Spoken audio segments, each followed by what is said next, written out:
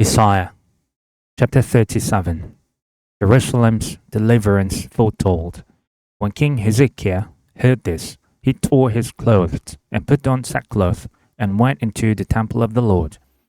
He sent Eliakim, the palace administrator, Shebna, the secretary, and the leading priests, all wearing sackcloth, to the prophet Isaiah, son of Amoz. They told him, "This is what Hezekiah says.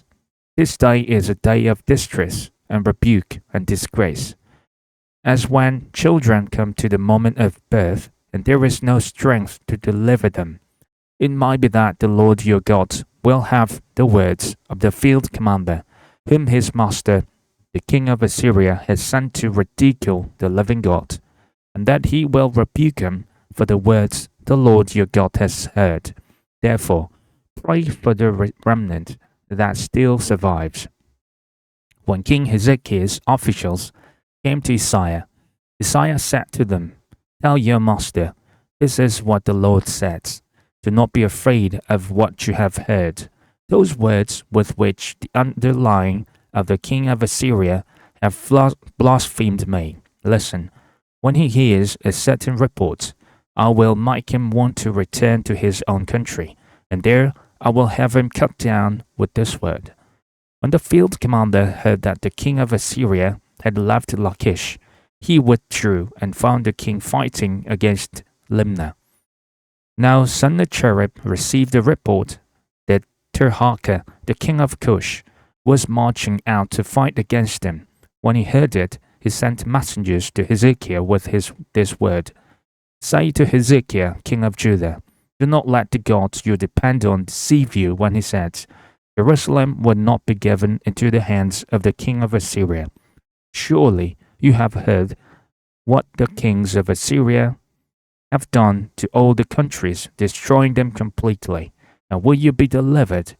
Did the gods of the nations that were destroyed by my predecessors deliver them? The gods of Gozan, Haran, Rezip, and the people of Eden, who were in Tel Assar. Where is the king of Hamath, or the king of Arpad? Where are the kings of Lair, Shepharvaim, Hena, and Eva?" Hezekiah's prayer. Hezekiah received the letter from the messengers and read it. Then he went up to the temple of the Lord and spread it out before the Lord. And Hezekiah prayed to the Lord, "Lord Almighty, the God of Israel, enthroned between the cherubim, you alone are God over all the kingdoms of the earth. You have made heaven and earth. Give ear, Lord, and hear. Open your eyes, Lord, and see. Listen to all the words Sennacherib has sent to ridicule the living God. It is true, Lord, that the Syrian kings have laid waste all these peoples and their lands. They have thrown their gods into the fire and destroyed them. For they were not gods, but only wood and stone, fashioned by human hands. Now, Lord our God, deliver us from his hand, so that all the kingdoms of the earth may know that you, Lord, are the only God." Sennacherib's fall. Then Isaiah, son of Amoz, sent a message to Hezekiah. "This is what the Lord, the God of Israel, says. Because you have prayed to me concerning Sennacherib, king of Assyria, this is the word the Lord has spoken against him. The virgin daughter Zion despises and mocks you. Daughter Jerusalem tosses her head as you flee. Who is it you have ridiculed and blasphemed? Against whom have you raised your voice and lifted your eyes in pride? Against the Holy One of Israel. By your messengers you have ridiculed the Lord.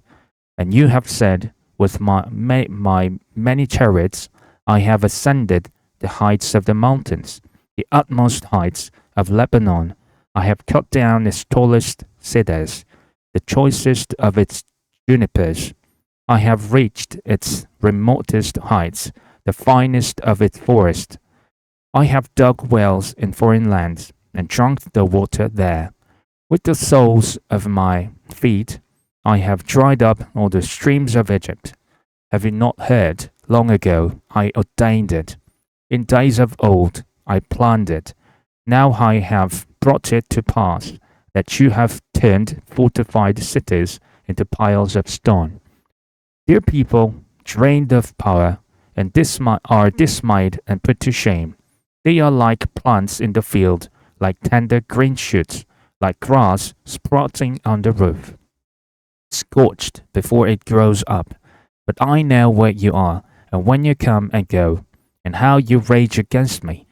Because you rage against me, and because your insolence has reached my ears, I will put my book, I will put my hook in your nose, and my bit in your mouth. I will make you return by the way you came. There will be the sign for you, Hezekiah. This year you will eat what grows by itself, and the second year what springs from that. But in the third year, sow and reap, plant vineyards, and eat their fruit. Once more a remnant of the kingdom of Judah will take root below and bear fruit above. For out of Jerusalem will come a remnant, and out of Mount Zion a band of survivors. The zeal of the Lord Almighty will accomplish this. Therefore, this is what the Lord says concerning the king of Assyria. He will not enter this city or shoot an arrow here.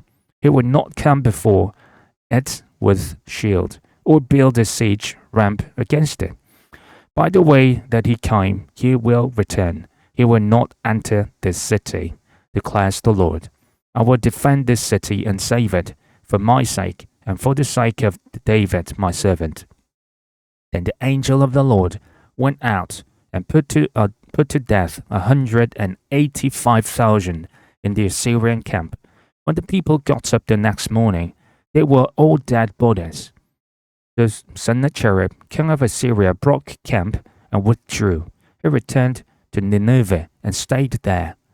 One day, while he was worshipping in the temple of his god Nisroch, his sons Adrammelech and Sharezer killed him with the sword, and they escaped to the land of Ararat.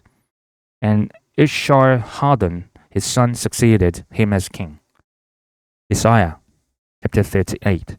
Hezekiah's illness. In those days, Hezekiah became ill and was at the point of death. The prophet Isaiah, son of Amoz, went to him and said, "This is what the Lord says.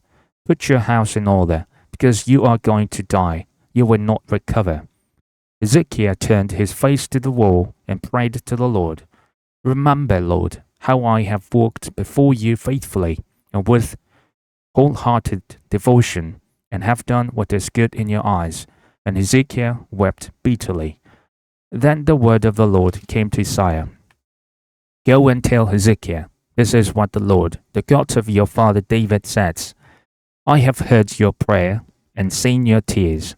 I will add 15 years to your life, and I will deliver you and this city from the hand of the king of Assyria. I will defend this city. This is the Lord's sign to you, that the Lord will do what he has promised. I will make the shadow cast by the sun go back the 10 steps it has gone down on the stairway of Ahaz. So the sunlight went back the 10 steps it had gone down. A writing of Hezekiah, king of Judah, after his illness and recovery.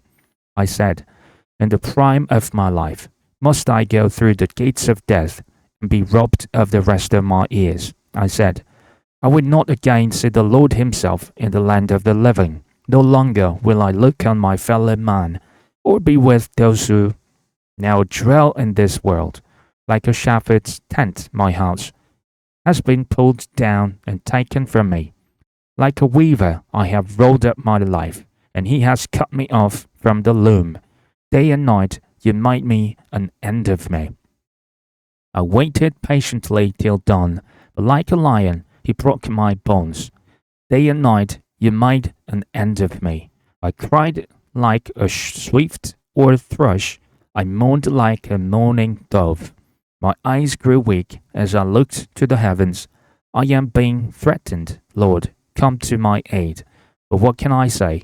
He has spoken to me, and he himself has done this. I will walk humbly all my years because of this anguish of my soul. Lord, by such things people live. and my spirit finds life in them too. You restored me to health and let me live. Surely it was for my benefit that I suffered such anguish. In your love you kept me. From the pit of destruction you have put all my sins behind your back. For the grave cannot praise you, death cannot sing your praise. Those who go down to the pit cannot hope for your faithfulness. The living, they praise you, as I am doing today. Parents tell their children about your faithfulness. The Lord will save me, and we will sing with stringed instruments all the days of our lives in the temple of the Lord. Isaiah had said, prepare a poultice of figs and apply it to the boil, and he will recover. Ezekiel had asked, what will be the sign that I will go up to the temple of the Lord?